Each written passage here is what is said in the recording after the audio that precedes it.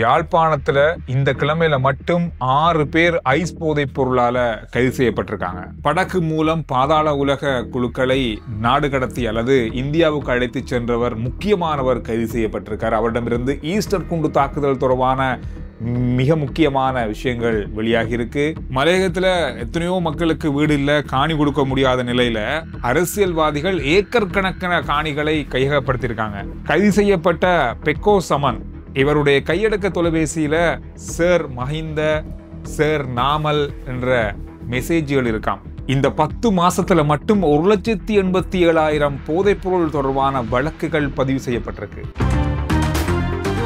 அமைச்சர் நலிந்த ஜேதிச இன்றைய நாள்ல பாராளுமன்றத்தில் ஒரு பரபரப்பான அதிர்ச்சியான ஒரு தகவலை வெளியிட்டு இருந்தாரு. இந்த 10.5 மாதத்துல, இந்த மாதம் 21ஆம் தேதி வரைக்கும், ஜனவரில இருந்து போதைப் பொருளோடு மட்டுமே சம்பந்தப்பட்ட வழக்குகள் 1,87,872 வழக்குகள் பதிவு செய்யப்பட்டிருக்கு. இதுல ஹெரோயின் போதைப் பொருளோடு பிடிபட்டவர்களுக்கான வழக்குகள் 8,130, 1,489.4 கிலோகிராம் ஹெரோயின் போதைப் பொருட்கள் கைப்பற்றப்பட்டுதான் இந்த வழக்குகள் பதிவு செய்யப்பட்டிருக்கு. ஐஸ் கிலோகிராம் 2,539.5ක් අත්අඩංගුවට අරගෙන තිබෙනවා. නඩු 66,593ක් ගොනු කරලා තියෙනවා. ஐஸ் போதைப் பொருள் 2,539.5 கிலோகிராம் ஐஸ் போதைப் பொருள் கைப்பற்றப்பட்டிருக்கிறது. இந்த 10.5 மாதத்துல இதுக்கான வழக்கு எத்தனை தெரியுமா? 66,593 வழக்குகள். நினைச்சு கூட பார்க்க முடியாது. இந்த 10.5 மாசத்துல ஒரு விஷயத்துக்கு மட்டுமே இத்தனை வழக்குகள். அதே போல கஞ்சா போதைப் பொருளோடு பிடிபட்ட தொகை 14,419 கிலோகிராம். இதற்கான வழக்குகள் 7,247 வழக்குகள். இதுல போதை மாத்திரைகள் 30 லட்சம் போதை மாத்திரைகள் கைப்பற்றப்பட்டிருக்கிறது. குழி அப்படின்னு சொல்லுவோம், அந்த உருளைகள் 6 லட்சம் கைப்பற்றப்பட்டிருக்கு. இதற்காக மட்டுமே 2,808 வழக்குகள் பதிவு செய்யப்பட்டிருக்கா பாருங்க. அதோட ஹொக்கைன் போதைப் பொருள் 32 கிலோகிராம் கைப்பற்றப்பட்டிருக்கு. இதற்கு 91 வழக்குகள். ஒட்டுமொத்தமாக மற்ற போதைப் பொருட்களோடு சம்பந்தப்பட்ட ஒட்டுமொத்தமாக 1,87,872 வழக்குகள். සමස්තයක් හැටියට 1,87,872ක් නඩු පැවරීම් කරලා තිබෙනවා. දැන් මම මේ ඉදිරිපත් කරේ පහුගිය මාස 10 මාරට පොලිසිය ඇතුළු මේ ආරක්ෂක අංශ විසින් අත්අඩංගුවට අරගන්නා ලද මත්ද්‍රව්‍ය ප්‍රමාණයක්. இதெல்லாம் எப்ப தீர்க்க போகுது, எப்படி நடக்க போகுது, என்ன நடக்குது நாட்டுல, எப்படியெல்லாம் நடந்திருக்கு இவ்வளவு காலம், இதெல்லாம் இவ்வளவுக்கு கட்டுப்படுத்தப்பட்டிருக்கு. இப்ப இவ்வளவும் கட்டுப்படுத்தப்பட்டிருக்கு மட்டும் இல்லாமல் வெளிநாடுகளிலிருந்து மிக முக்கியமான போதைப் பொருள் தலைகளை தூக்கியிருக்காங்க. இதெல்லாம் வெளியில விட்டு வச்சிருந்தா இன்னும் எவ்வளவு தூரம் இது போய் முடிஞ்சிருக்கும் அப்படின்றத யோசிச்சு பாருங்க. இந்த அளவுக்கு மிக பாரதூரமான ஒரு நிலையை நோக்கி நம்ம நாடு போயிருக்கு. அதற்கான பலதரப்பட்ட நடவடிக்கைகள் இப்பொழுது மேற்கொள்ளப்பட்டு வருது அப்படின்றது ஓரளவுக்கு ஆறுதல் தரக்கூடிய விஷயம். அண்மையில கைது செய்யப்பட்ட இஷாரா செவந்தியிடம் பலதரப்பட்ட விசாரணைகள் இப்பொழுது நடந்து வருது. இதுல இவங்களை யாரு இந்தியாவுக்கு அழைத்து சென்றாங்கன்ற ஒரு பெரிய ஒரு அளவான விசாரணை நடந்ததுல இவங்க யாழ்ப்பாணம் மூலமாக இந்தியாவுக்கு அழைத்து செல்லப்பட்டிருக்காங்க. படகு மூலமாக ஆனந்தன் என்று அழைக்கப்படுகின்ற ஒருவர் தான் இந்த படகில் மூலமாக இவரை அழைத்து சென்றதாக சொல்லப்பட்டிருந்தது. இந்த ஆனந்தன் என்றது யார் அப்படின்றது தேடப்பட்டது கடந்த நாட்களில். இப்பொழுது அவர் நேற்று கைது செய்யப்பட்டிருக்காரு. அவருக்கு 29 வயசு. இவர் தனியே செய்யல, இவருடைய சகோதரர்களோடு சேர்ந்து தான் இந்த கடத்தல்களை செய்தார் அப்படின்ற மாதிரி தான் இப்பொழுது ஆரம்ப கட்ட விசாரணைகள் தெரிய வருது. அவருடைய வீட்டில இருந்து ஒரு துப்பாக்கியும் அவருடைய படகும் இப்பொழுது கைப்பற்றப்பட்டிருப்பதாக சொல்லப்பட்டிருக்கு. குற்றப்புலனாய்வு பிரிவினர் இந்த விசாரணைகள்ல இவ்வளவு விஷயங்களையும் இப்பொழுது கைப்பற்றியிருக்காங்க. அவங்களுடைய சகோதரர்கள் 2 பேரும் ஏற்கனவே சிறையில் இருக்காங்க. காரணம், போதைப் பொருள் கடத்தலோடு கைதாகி ஏற்கனவே சிறையில் இருக்கிறதாகவும் சொல்லப்பட்டிருக்கு. இவர் கிட்டத்தட்ட 100 பாதாள உலக, 100க்கும் அதிகம் சொல்றாங்க, பாதாள உலகத்தை சேர்ந்தவர்களை யாழ்ப்பாண கடல் வழியாக இவர் இந்தியாவுக்கு அழைத்து சென்று மீண்டும் இவர் திரும்பி வரதான் அவருடைய வேலையே. ஒருவருக்கு 5 முதல் 10 லட்சம் ரூபாய் இவருக்கு கொடுத்து இவங்களை அனுப்பியிருக்காங்க. இதுல இன்னும் ஒரு ஆச்சரியமான தகவல் என்ன அப்படின்றா, இதான் பெரிய ஒரு விஷயமாக இப்ப பார்க்கப்படுது. ஈஸ்டர் குண்டு தாக்குதலோடு சம்பந்தப்பட்ட மிக முக்கியமான குற்றவாளிகளையும் இவர்தான் கடல் வழியாக இந்தியாவுக்கு அழைத்து சென்றார் அப்படின்ற மாதிரி தான் இப்ப தரவுகள் சொல்லப்படுது. இது தொடர்பான மேலதிகமான விசாரணைகள் இப்பொழுது நடந்து வருது.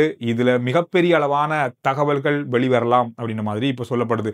பாதாள உலகம் மூலமா தேடப்பட்டவர் இப்பொழுது ஈஸ்டர் குண்டு தாக்குதல்ல நிக்குது அப்படின்னா பாருங்க எந்த அளவுக்கு தொடர்புகள் இருக்கு, எங்கெங்கெல்லாம் இருந்திருக்காங்க, எப்படிலாம் இருந்திருக்காங்க அப்படின்றதான் இப்ப மிகப்பெரிய ஒரு ஆச்சரியமான விஷயமாக மாறி இருக்கு.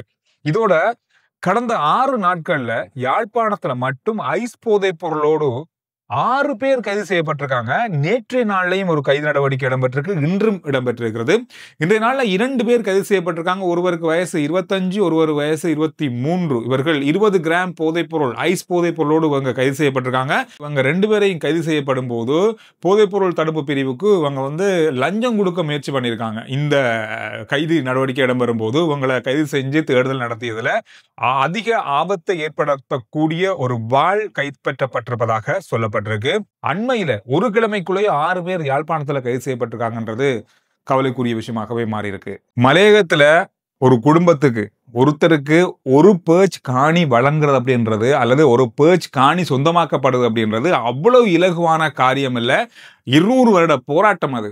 ஆனா மலையக முன்னாள் அரசியல்வாதிகள், குறிப்பா அமைச்சர்கள், பாராளுமன்ற உறுப்பினர்கள் தங்களுக்கு ஏக்கர் கணக்கில் காணிகளை சொந்தமாக்கியிருக்காங்க, கையகப்படுத்தியிருக்காங்க. இன்றைய நாள்ல பாராளுமன்ற உறுப்பினர் மஞ்சுள சுரவீர இது தொடர்பான தரவுகளை வெளியிட்டிருக்காரு. අක්කර 50කට අදාළ ඉඩම් ප්‍රමාණයක් අනිවාර්ය ලෙසම වඩුවේල් සුරේෂ් හිටපු පාර්ලිමේන්තු මන්ත්‍රීතුමා අත්පත් කරන් තියෙනවා. දැනටත් ඒකේ වැඩ කටයුතු සිදු වෙමින් තියෙනවා. நூரெலியா மாவட்டத்துல அம்பகமு பிரதேச செயலாளர் பிரிவுக்கு உட்பட்ட வெபல் தலாவ பிரதேசத்துல முன்னாள் அமைச்சர் வடிவேல் சுரேஷுக்கு சொந்தமான 50 ஏக்கர் காணிகள் இருக்கு. அவர் 50 ஏக்கர்களை கையகப்படுத்தி இப்போ அபிவிருத்தி வேலைகளை அந்த காணியில செஞ்சு கொண்டு வரார் அப்படின்ற மாதிரி அவர் தகவலை வெளியிட்டிருக்காரு. அது மட்டும் இல்லாமல் முன்னாள் லொத்தர் சபையினுடைய தலைவர் உபாலி லியனகே அந்த காணிக்கு பக்கத்திலே இன்னும் 50 ஏக்கர் காணிகளை கையகப்படுத்தி வச்சிருக்காராம், அவருக்கு சொந்தமாக்கி வச்சிருக்காரு. හිටපු පාර්ලිමේන්තු මන්ත්‍රී සතාසිවුම් මහතා අක්කර 16කට ආසන්න ඉඩම් ප්‍රමාණයක් අත්පත් කරන් තියෙනවා. கொத்மலை மேற்கு பிரிவு எஸ்டேட்ல சதாசிவம் முன்னாள் அமைச்சர் இவர் 16 ஏக்கர் காணிகளை கையகப்படுத்தி வச்சிருப்பதாக தெரிவித்திருந்தாரு. தலவாக்கலையில ரஞ்சித் சியம்பலாபிட்டி அவர்கள் முன்னாள் பாராளுமன்ற உறுப்பினர் 50 ஏக்கர் காணிகளை கையகப்படுத்தி வச்சிருக்காரு. හිටපු පාර්ලිමේන්තු මන්ත්‍රී රංජිත් සියඹලාපිටිය අක්කර 50කට ආසන්න මුදල් ප්‍රමාණයක් වෙන් කරගෙන තියෙනවා. மஹிந்தானந்தா அலுத்கமகே 3 இடங்கள்ல 10 ஏக்கர் காணிகளை சொந்தமாக்கி வச்சிருக்காரு. அதுல එතකොට මම අහන්නේ මීට අමතරව නුවරඑළිය මාගස්තොට වත්තට ආසන්නේ මහින්දානන්ද අලුත්ගමගේ මහත්තයා අක්කර 10ක්, කැබලි 3ක් වෙන් කරන් තියෙන 10 ඒවා. හාවේලි අශෝකාරාම පන්සලට පිටිපස්සේ අක්කර 10ක්, ඊට ලවසිප් දියැල්ල පිටිපස්ස ආසන්නේ පාමුල අක්කර 10ක් වෙන් කරන් තියෙනවා. මම අහන්න කැමතියි ඔබතුමාගෙන් மாக்கஸ் தோட்ட எஸ்டேட்ல 10 ஏக்கர், காபா எலிய விஹாரைக்கு அருகாமையில் அதுக்கு பின்னுக்கு ஒரு 10 ஏக்கர், லவர் சீப் நீர்த்தேக்கத்துக்கு பக்கத்துல 10 ஏக்கர் அப்படின்னு சொல்லி 30 ஏக்கர் காணிகளை கையகப்படுத்தி வச்சிருப்பதாக இன்றைய நாள்ல பாராளுமன்றத்துல சொல்லப்பட்ட தரவுகள்ல இந்த தகவல்கள் கிடைக்கப்பட்டிருக்கு. பல விஷயங்கள் இப்பொழுது நாளுக்கு நாள் வெளிவர ஆரம்பித்திருக்கு. மக்கள் பாதுகாப்பு அமைச்சர் ஆனந்த விஜயபால் அவர்கள் இன்றைய நாள்ல பாராளுமன்றத்தில் உரையாற்றும் போது இந்த வருஷத்துல மட்டும் 1947 ஆயுதங்கள் நாட்டுல கைப்பற்றப்பட்டிருக்கு. இதுல துப்பாக்கிகள், தோட்டாக்கள் என்று 1947 இதுல ராணுவ முகாம்கள்ல இருந்து பாதாள உலக குழுக்களுக்கு வழங்கப்பட்ட 36 T-56 ரக துப்பாக்கிகளும் கைப்பற்றப்பட்டதாக இன்று நாள்ல சொல்லியிருக்காரு. 2026ஆம் ஆண்டுல இருந்து கல்வி சீர்திருத்தம் நடக்க போதுன்றது நிறைய பேருக்கு தெரியும். நிறைய விளக்கங்கள், நிறைய கேள்விகள், நிறைய சந்தேகங்கள் எல்லாருக்கும் இருக்கும். ஆனா இன்றைய நாள்ல கல்வி அமைச்சரும் பிரதமருமான ஹரணி அமரசூரிய அவர்கள் ஒரு விஷயம் சொல்லியிருக்காங்கன்னு சொன்னா, பாலர் பாடசாலைகள் 2026ஆம் ஆண்டு நடக்க போற பாலர் பாடசாலை மாணவர்களுக்கான கல்வி திட்டம்ன்றது நாடு முழுவதும் ஒரே மாதிரி தான் இருக்க போகுது. எல்லா இடமும் ஒரே மாதிரியான கல்வி திட்டத்தை தான் கொண்டு வர போறாங்க. இதுக்கு 19,000 பாலர் பாடசாலை ஆசிரியர்களுக்கு பயிற்சி வழங்கப்பட போகுது. இவங்களை எப்படி படிப்பிக்கிற அப்படின்றது தொடர்பாக நவம்பர் மாதம் 25ஆம் தேதி முதல் ஒவ்வொரு மாகாணங்கள்லையும் இந்த பயிற்சிகள் ஆரம்பிக்கப்பட போகுது அப்படின்னு மாதிரி சொல்லியிருக்காங்க. இதுல சொல்லப்பட்டிருக்கிறேன்னு சொன்னா, ஒரே மாதிரியான கல்வி திட்டத்தையும் ஒரே சீரான கல்வி நடவடிக்கையும் சமனான கல்வியையும் எல்லா மாணவர்களுக்கும் ஆரம்பத்திலிருந்து வழங்கணும் அப்படின்றதுக்காகவே இந்த நடவடிக்கை எடுக்கப்பட்டிருப்பதாக சொல்லப்பட்டிருக்கு. இன்னும் நிறைய மாற்றங்கள் இந்த கல்வி சீர்திருத்தத்தில் வரும் அப்படின்னு சொல்லப்படுது. ஒட்டுமொத்தமா சொல்லாம கொஞ்சம் கொஞ்சமா இப்ப இது தொடர்பாக விளக்கங்களும் அது தொடர்பான நடவடிக்கைகளையும் இப்பொழுது கல்வி அமைச்சு எடுத்துக்கொண்டு வராங்க. இன்று பரபரப்பா பேசப்பட்ட ஒரு கலகலப்பான விஷயம் சொல்லலாம்.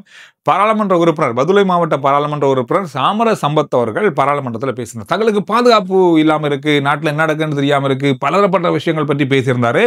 தனக்கு தன் உயிருக்கு ஏதாவது ஆபத்து அல்லது உயிரிழப்புகள் ஏற்படுமாக இருந்தால் ஆவியா வந்தாவது நான் உங்களை பழி வாங்குவேன் அப்படின்னு மாதிரி சொன்ன வீடியோ காட்சிகள் இன்று பரவலா சமூக வலைதளங்கள்ல පොලිසිය භාර ඇමතුමා පුළුවන් නම් අපි මරන්න මැරුවොත් හොල්මනක් වෙලා හරි ඇවිල්ලා අපිත් පලිගන්නවා. ඔබතුමා හොල්මනක් වෙලා නම් එන්න එපා.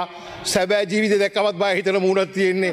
ஹோல்மனன்னா வெන්න එපා. பரவலா பரவி கிடக்கு அப்படின்னு சொல்லலாம். எனவே இந்த விஷயங்கள் தான் நாளில் பார்க்கப்பட்ட மிக முக்கியமான செய்திகள். RJ Chandru report YouTube channel, Facebook page, WhatsApp channel இது எல்லாத்தையும் ஃபாலோ பண்ணுங்க.